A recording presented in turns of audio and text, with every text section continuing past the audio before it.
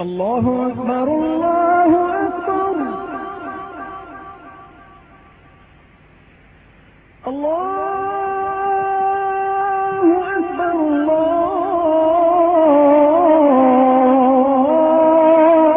الله أكبر أشهد أن لا إله إلا الله أشهد أن لا إله إلا الله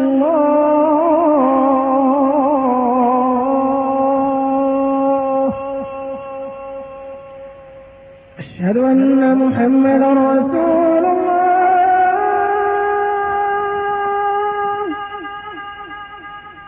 أشهد أن محمدا رسول الله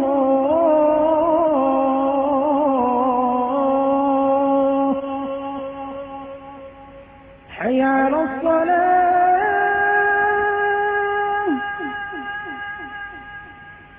حي على الصلاة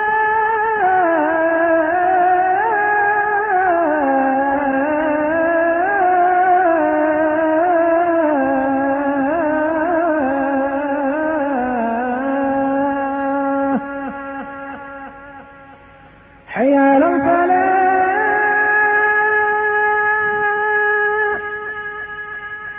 حي على الفلاح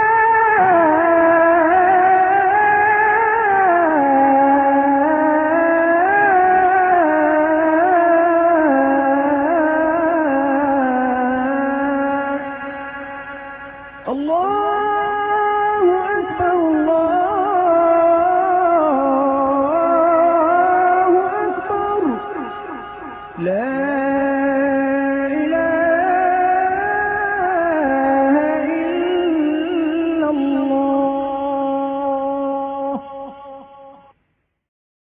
الحمد لله رب العالمين والعاقبة للمتقين ولا عدوان إلا على الظالمين. La question du bon comportement a occupé une place centrale dans la mission du prophète sallallahu alayhi wa sallam.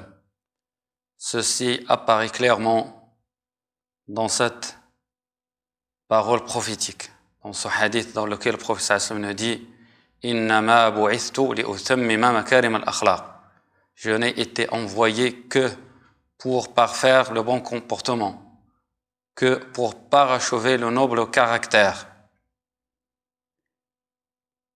Parmi ces vertus, ces qualités, ces nobles caractères auxquels a appelé le prophète sallallahu alayhi wa sallam, il y a le fait de se montrer reconnaissant envers ceux qui nous font du bien, qui nous rendent service, qui nous font des faveurs. Le prophète sallallahu alayhi wa sallam a dit dans un hadith authentifié par Al-Albani, celui qui vous rend service, récompensez-le. Si vous ne disposez pas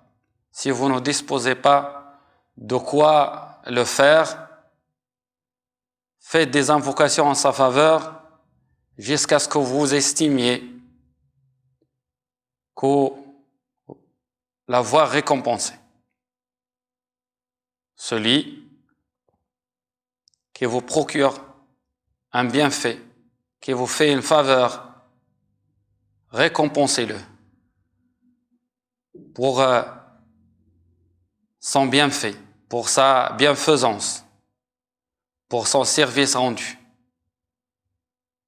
Et si vous ne pouvez pas, faute de moyens, de le récompenser, donc faites des invocations en sa faveur, jusqu'à ce que vous pensiez l'avoir fait, l'avoir récompensé. Multipliez les invocations en sa faveur. Dans un autre hadith authentique, nous dit le prophète sallallahu alayhi wa sallam, celui qui ne remercie pas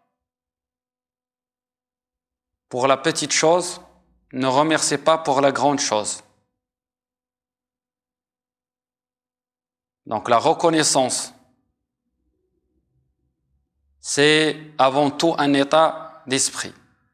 Il n'est pas lié à la grandeur des bienfaits, des faveurs, mais c'est avant tout un état d'esprit. Donc celui qui est reconnaissant, qui fait preuve de reconnaissance pour les petites choses, et il le fait naturellement pour les grandes choses. Puis le prophète sallallahu alayhi wa sallam dit, dans le même hadith, celui qui ne remercie pas les gens ne remercie pas Dieu subhanahu wa ta'ala. Donc cette parole prophétique a deux interprétations. La première, c'est que celui qui a l'habitude de ne pas se montrer reconnaissant envers les gens, qui oublie les faveurs des gens, leur bienfaisance, il aura à forte raison l'habitude d'oublier les faveurs et les bienfaits de Dieu subhanahu wa ta'ala et ne pas faire preuve de reconnaissance, de gratitude envers Dieu subhanahu wa ta'ala. Ça, c'est la première interprétation. La deuxième interprétation, c'est que celui qui ne remercie pas, les gens ne remercient pas Dieu, veut dire que celui qui ne remercie pas les gens pour leur faveur, pour leur service rendu, celui qui ne fait pas preuve de gratitude envers les gens, Dieu subhanahu wa ta'ala n'acceptera pas sa reconnaissance, sa gratitude envers lui subhanahu wa ta'ala, même s'il fait preuve de reconnaissance et de gratitude envers Dieu subhanahu wa ta'ala. Puis le prophète sallallahu alayhi wa sallam, pour conclure, nous dit que le fait de mentionner, d'évoquer les bienfaits de Dieu subhanahu wa ta'ala, c'est une manière de montrer sa reconnaissance, sa gratitude envers Dieu subhanahu wa ta'ala. Le fait d'évoquer les bienfaits de Dieu subhanahu wa ta'ala et de les mentionner. Et que celui qui se délaisse cela, qui n'évoque pas les bienfaits de Dieu subhanahu wa ta'ala, fait preuve d'ingratitude envers Dieu subhanahu wa ta'ala. Le prophète sallallahu alayhi wa sallam donc a mis l'accent sur ce comportement, certes cette vertu combien importante, qui permet de consolider les liens entre les gens, de mettre de la bonté et de l'amour dans les cœurs des gens. Le prophète sallallahu alayhi wa sallam, il a donné l'exemple par son comportement sallallahu alayhi wa sallam, lui qui a été doté d'un noble caractère. Ainsi, il n'a pas oublié sallallahu alayhi wa sallam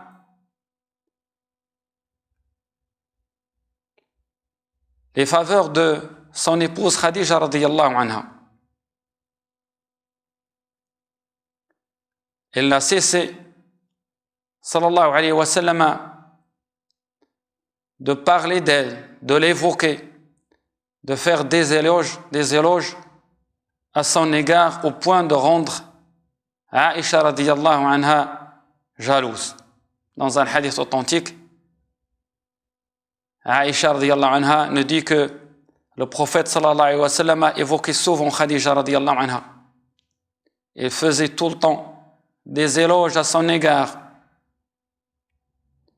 Et un jour, il a évoqué Khadija radiyallahu anha. Elle a fait des éloges à son égard. Et Ummuna Khadija radiyallahu anha, Ummuna Aïcha radiyallahu anha, nous dit qu'elle a été prise par la jalousie. Et elle a dit au prophète sallallahu alayhi wa sallam, Khadija n'était pas qu'une vieille dame et que Dieu subhanahu wa ta'ala t'a donné et notre épouse meilleure qu'elle, Donc, voulait parler d'elle, radiyallahu anha. Chose qui a mis le prophète sallallahu alayhi wa sallam, donc ce propos de Aïcha radiyallahu anha, a mis le prophète sallallahu alayhi wa sallam en colère. Il a dit sallallahu alayhi wa sallam, non, par Dieu, Dieu subhanahu wa ta'ala ne m'a pas donné une autre plus meilleure qu'elle. Et là, elle commence, sallallahu alayhi wa sallam, à parler de certains mérites de Khadija radiyallahu anha. Elle a dit, sallallahu alayhi wa sallam, elle a eu foi au mon message lorsque les gens l'ont rejeté. Elle a cru en moi lorsque les autres m'ont traité de menteur. Il m'a soutenu par son argent lorsque les autres m'ont privé, m'ont abandonné. Et Dieu subhanahu wa ta'ala m'a donné d'elle une progéniture à l'exception des autres épouses. Donc le prophète sallallahu alayhi wa sallam a gardé tout le temps le souvenir de Khadija radiyallahu anha qui a été son soutien et son réconfort.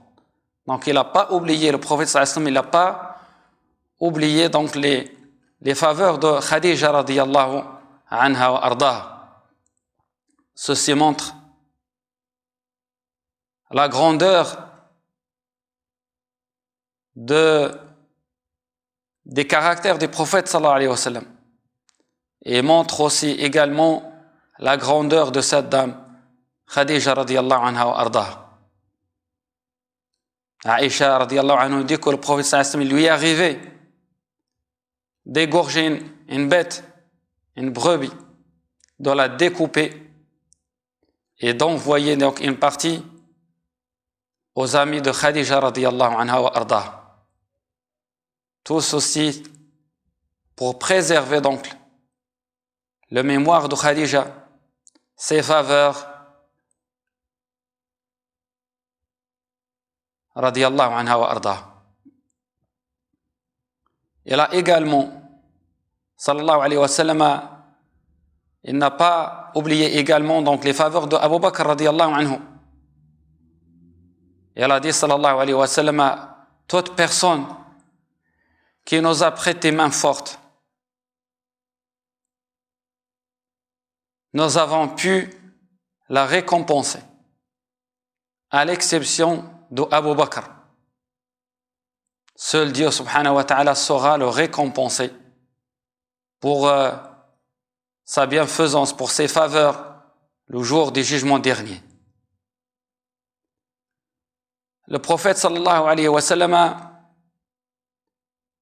se montrait donc reconnaissant envers les gens qui lui ont rendu service sallallahu alayhi wa sallam, que ce soit des gens de sa famille, des proches, des compagnons, ou que ce soit des gens qui sont restés dans la mécréance, qui ne l'ont pas suivi sallallahu alayhi wa sallam. Lors de la bataille de Badr, le prophète sallallahu alayhi wa sallam s'est adressé aux compagnons. Il leur a dit, celui d'entre vous qui rencontrera Abu al-Bukhturi ne le tuera pas. Donc il a interdit sallallahu alayhi wa sallam aux compagnons de tuer Abu al-Bukhturi. Donc lors de la bataille de Badr. Quelle était donc la raison pour laquelle le prophète sallallahu alayhi wa sallam a interdit aux compagnons de tuer ce polythéiste qui est venu avec ses alliés, avec sa tribu, les Mécois, pour combattre le prophète sallallahu alayhi wa sallam. Abu al-Bukhturi, ne dit Ibn Ishaq, c'est quelqu'un qui a été mécréant, il a été polythéiste, un Mécois polythéiste, mais qui n'a jamais eu un comportement malveillant envers le prophète sallallahu alayhi wa sallam. Il n'a jamais causé un quelconque tort au prophète sallallahu alayhi wa sallam ou aux compagnons. Et elle a été l'un des 5 qui ont dénoncé donc le pacte de l'embargo fait au prophète sallallahu alayhi wa sallam ainsi aux compagnons. Et donc le prophète sallallahu alayhi wa sallam n'a pas oublié donc cette faveur pour Abu al-Bukhturi. Après la bataille de Badr, donc les compagnons ont capturé des gens de Quraysh, des polythéistes, 70 personnes. Et le prophète sallallahu alayhi wa sallam, en regardant ces prisonniers de guerre, il a dit sallallahu alayhi wa sallam, si le Mut'im ibn Adi était encore vivant et qu'il est venu me voir pour que je libère ces prisonniers, je l'aurais fait. Tout ceci également, donc, par reconnaissance envers cette personne, Al-Mut'im ibn Adi, qui a été le seul à avoir accepté de prendre le prophète sallallahu alayhi wa sallam sous sa protection. Il a donné protection au prophète sallallahu alayhi wa sallam lorsque le prophète sallallahu alayhi wa sallam voulait rentrer à la Mecque, donc après At-Ta'if. Et donc il a pris le prophète sallallahu alayhi wa sallam sous sa protection. Et donc le prophète sallallahu alayhi wa sallam n'a pas oublié cette faveur pour Al-Mut'im ibn Adi, qui est mort donc avant la bataille de Badr, qui est mort donc sur l'association, sur la mécréance. Et donc le prophète sallallahu alayhi wa sallam, il a dit, s'il était encore vivant et qu'il est venu me voir pour intercéder en faveur de ces prisonniers, donc je les aurais libérés. Tel était donc le caractère des prophètes sallallahu alayhi wa sallam, une personne qui n'oublie jamais les faveurs des autres, se montrait toujours sallallahu alayhi wa sallam reconnaissant envers les gens qui lui ont fait un quelconque bienfait en faveur.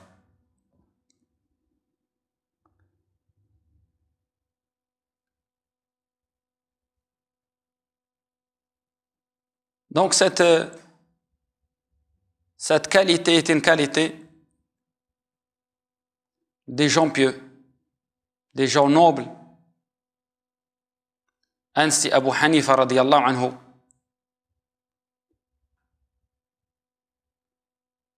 il est resté faire des invocations pour son maître, pour son cheikh, après sa mort. Il a dit, rahimahullah, Abu Hanifa a dit, je n'ai jamais prié une prière après donc la mort de Hamad, qui a été son cheikh, sans faire des invocations, demander pardon pour lui, avec mes parents. Donc il a élevé son cheikh au rang de ses parents.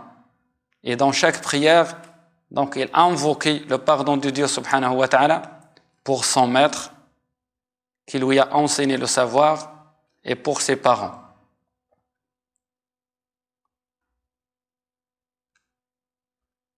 Et donc Dieu subhanahu wa ta'ala ne délaisse jamais les gens nobles, les gens pieux, qui sont doués d'un bon caractère.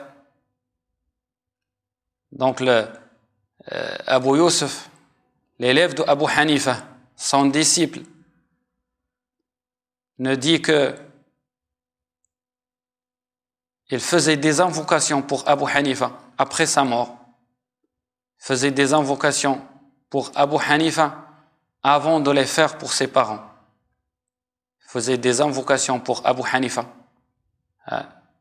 qui a été son maître et qui l'a pris en charge, parce que Abu Yusuf était d'une famille pauvre Et donc, sa mère, il ne voulait pas qu'il assistait au cercle de savoir, mais plutôt aller travailler pour gagner donc sa subsistance.